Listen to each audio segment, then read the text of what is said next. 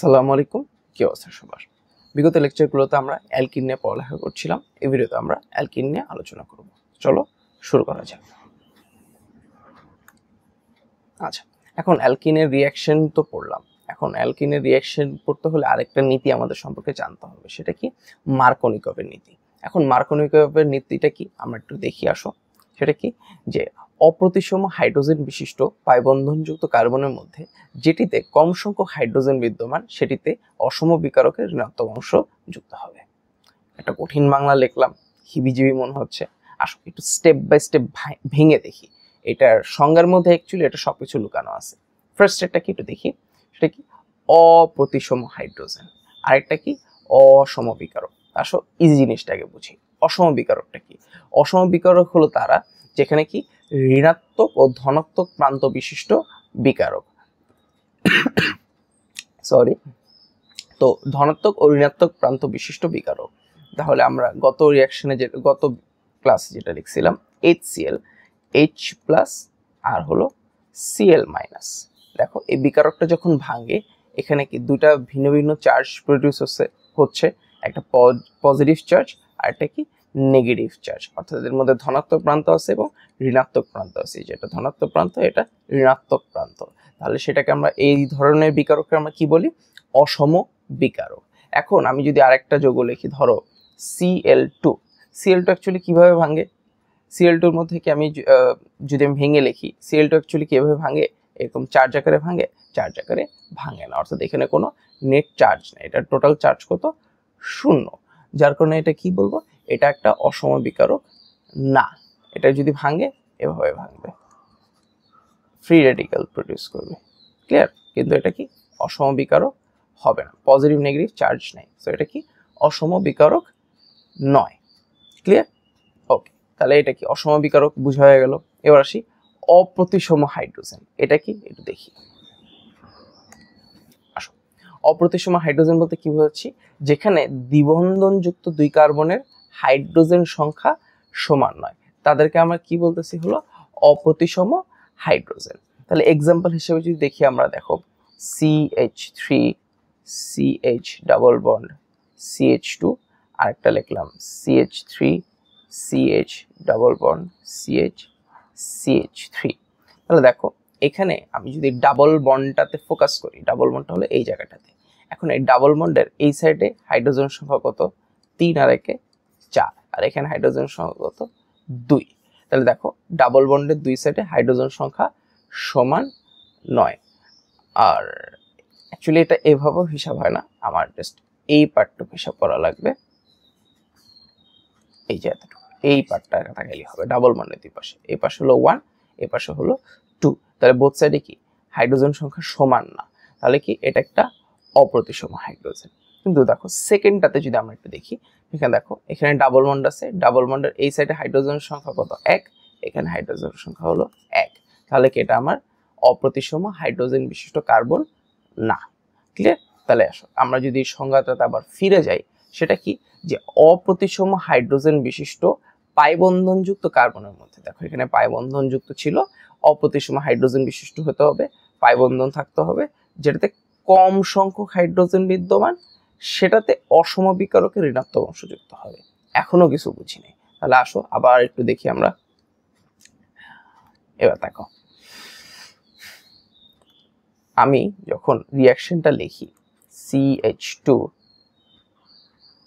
C, আচ্ছা এটা তো আমি যদি এটার জন্য লিখি, দেখো এটার জন্য কি মার্কোনিকভের নীতিটা কি প্রযোজ্য?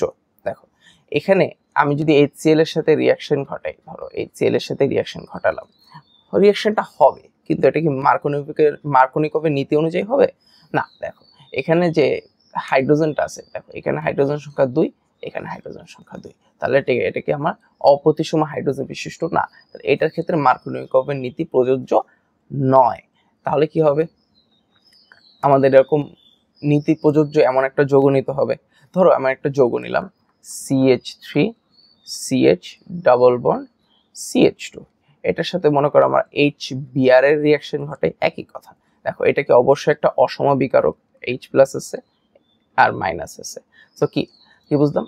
এখানে দুইটা ডিফারেন্ট চার্জ ফর্ম করতেছে বিকারকের মধ্যে, তাহলে এটা অবশ্যই একটা অসম বিকারক। আবার দেখো এখানে হাইড্রোজেন সংখ্যা কত 1, এখানে হাইড্রোজেন সংখ্যা 2, তাহলে এটা কি অপ্রতিসম হাইড্রোজেন বিশিষ্ট। তাহলে আমাদের সকল শর্ত এটা মানতেছে, তাহলে এটার ক্ষেত্রে কি মার্কোনিকভের নীতি প্রযোজ্য।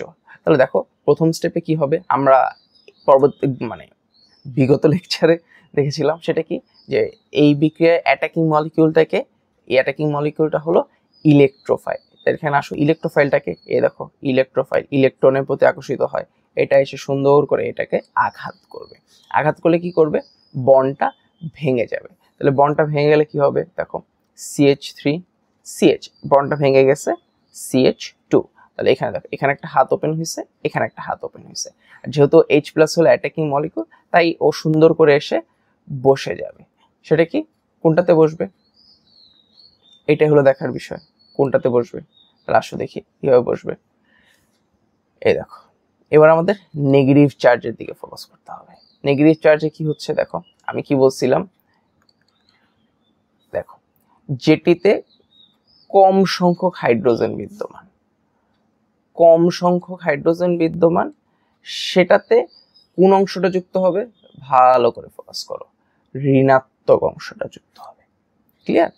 তাহলে দেখো আবার আমরা এখানে ব্যাক করি, এখানে একটু তাকাও, কোনটাতে কম সংখ্যক হাইড্রোজেন বিদ্যমান, এইটাতে কম সংখ্যক হাইড্রোজেন বিদ্যমান।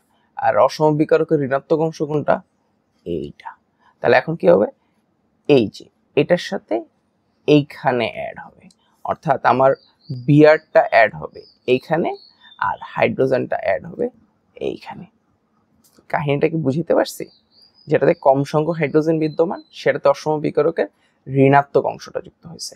তাহলে এখানে দেখো এখানে কি কম সংখ্যক হাইড্রোজেন বিদ্যমান আর অসম বিকারক ঋণাত্মক অংশ এটা, তাই এটা এখানে এসে যুক্ত হয়েছে। তাহলে বিয়ারটা এখানে অ্যাড হয়েছে আর হাইড্রোজেনটা এখানে অ্যাড হয়েছে।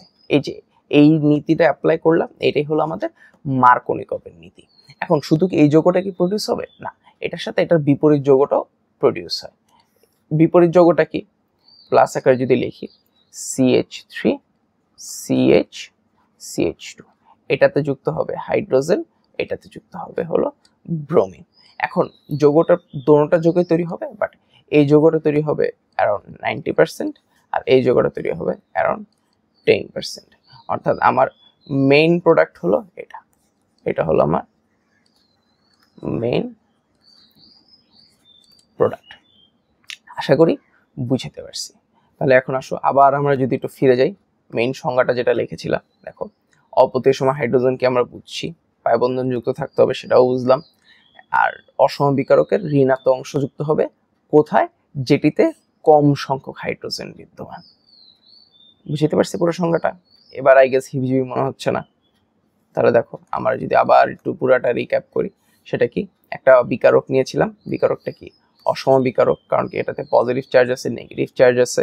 এখন এটা যখন একটা অ্যালকিনের সাথে রিঅ্যাক্ট করবে, ইলেকট্রোফাইল আঘাত করার পর অসম বিকারকের যে নেগেটিভ পার্টটা আছে সেটা এসে যেটাতে কম হাইড্রোজেন আছে ওটাতে এসে অ্যাড হবে, যার কারণে এই যৌগটা তৈরি হলো।